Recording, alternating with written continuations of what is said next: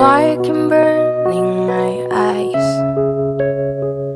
If without your smile, snow can cover your smile. If without your love, when you think of me, I've gone too far.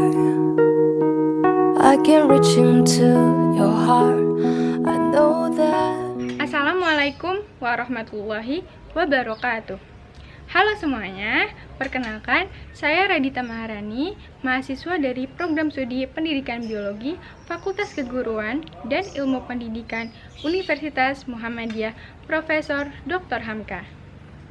Saya merupakan mahasiswa yang mengikuti program pertukaran mahasiswa dari Merdeka Belajar Kampus Merdeka. Saya mengikuti mata kuliah Healing Earth yang ada di Universitas Sanata Dharma, Yogyakarta. Nah, apa itu mata kuliah Healing Earth? Jadi, Healing Earth adalah mata kuliah yang mempelajari isu-isu permasalahan lingkungan yang menggunakan pendekatan integral Ignatian.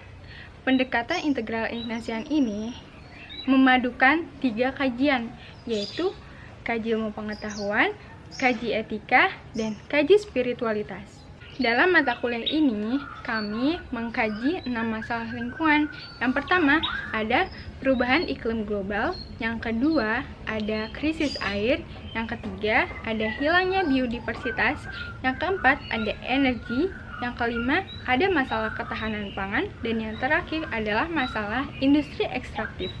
3 kajian integral Ignatian ini berupa kaji ilmu pengetahuan, etika, dan spiritualitas. Yang pertama, kaji ilmu pengetahuan ini menitik beratkan pada kebenaran-kebenaran ilmiah. Kedua, kaji etika menitik beratkan pada nilai-nilai yang terkandung dalam kemanusiaan dan kehidupan. Dan yang terakhir, kaji spiritualitas. Kaji ini menitik beratkan pada nilai energi rohani yang terkandung dalam jiwa-jiwa manusia, kumpulan masyarakat, bangsa yang mendirikan kehidupan harmonis di muka bumi. Metode yang digunakan dalam mata kuliah ini yaitu pendekatan integral Ignatian yang berupa see, melihat, judge, menilai, dan act, beraksi. Jadi, mata kuliah ini mengharapkan agar mahasiswa dapat menemukan jawaban-jawaban dari pertanyaan dasar, yaitu bagaimana cara menyembuhkan bumi yang sudah luka akibat kegiatan-kegiatan manusia yang tidak bertanggung jawab.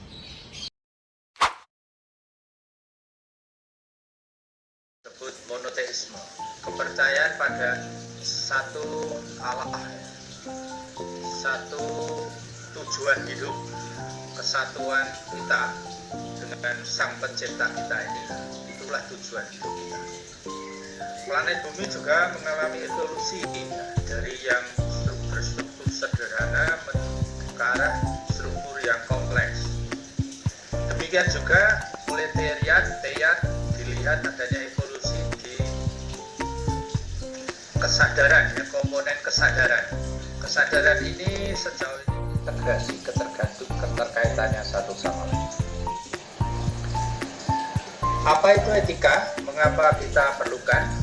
Etika adalah studi dan praktek tindakan-tindakan manusia. Sungai itu menjadi sangat kotor, tetapi tetap mereka memperlakukan sebagai sungai yang suci. Jadi menghayatkan Bagaimana spiritualitas ini dicoba dikembangkan di dalam diri. Demikian, terima kasih. Assalamualaikum warahmatullahi wabarakatuh. Perkenalkan, nama saya Musnika Maharani Albantani, mahasiswi semester 5 Program Studi Pendidikan Biologi Fakultas Keguruan dan Ilmu Pendidikan Universitas Muhammadiyah Profesor Dr. Hamka yang mengikuti program pertukaran mahasiswa di Universitas Sanata Dharma, Yogyakarta. Di Universitas Sanata Dharma ini, kami mempelajari terkait mata kuliah Healing Earth. dan dalam mata kuliah tersebut kerap diberikan penugasan-penugasan untuk menunjang pemahaman mahasiswa terkait materi yang diberikan.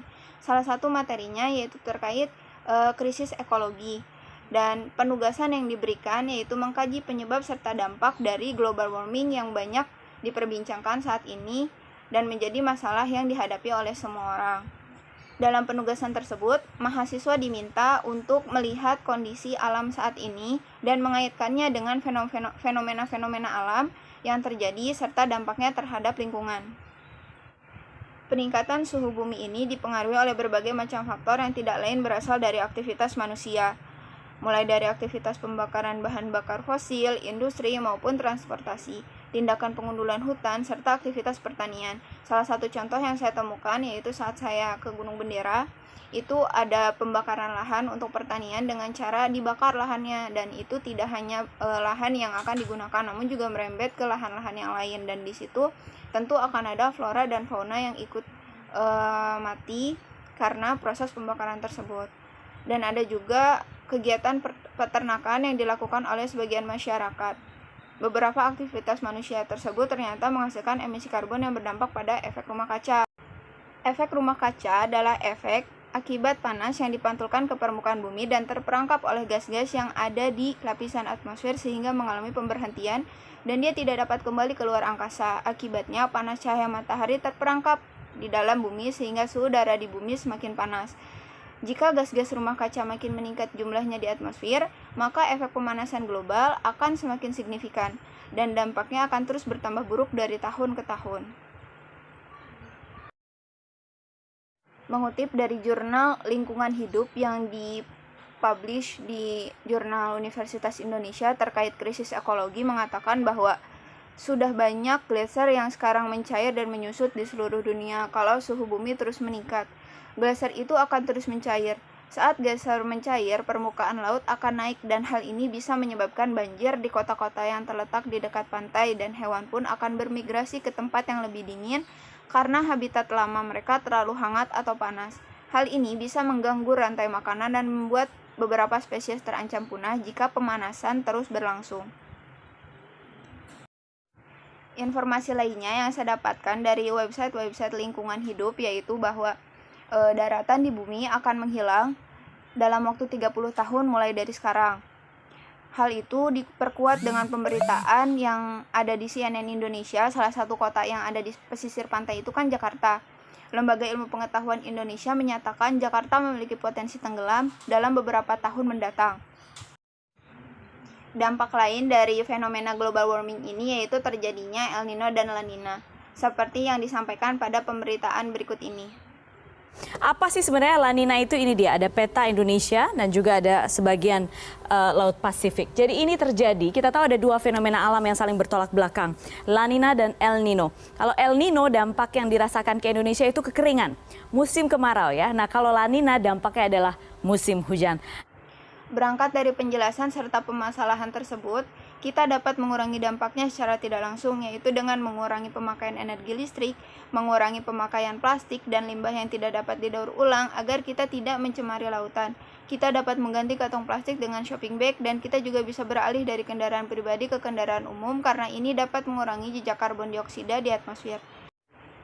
Itulah salah satu penugasan yang diberikan oleh dosen pengampu pendidikan biologi Healing Earth Universitas Sanata Dharma setelah kami diberikan bentuk kasus yang harus dikaji terkait penyebab serta dampak dari kenaikan suhu rata-rata bumi dikaitkan dengan fenomena alam yang terjadi, sumber-sumber terpercaya yang dapat dijadikan sebagai referensi, dijadikan sebuah paper lalu diupload di LMS Sanata Dharma kemudian diberikan penilaian oleh dosen pengampu. Berikut yang dapat saya sampaikan, kurang lebihnya mohon maaf. Wabillahi taufiq wal hidayah. Wassalamualaikum warahmatullahi wabarakatuh.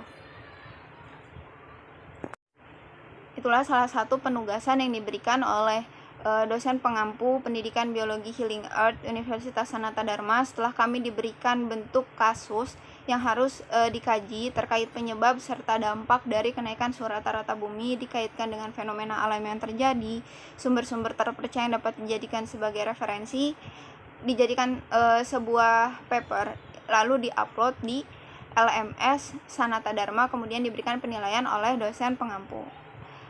Berikut yang dapat saya sampaikan, kurang lebihnya mohon maaf. Wabillahi taufiq wal hidayah. Wassalamualaikum warahmatullahi wabarakatuh.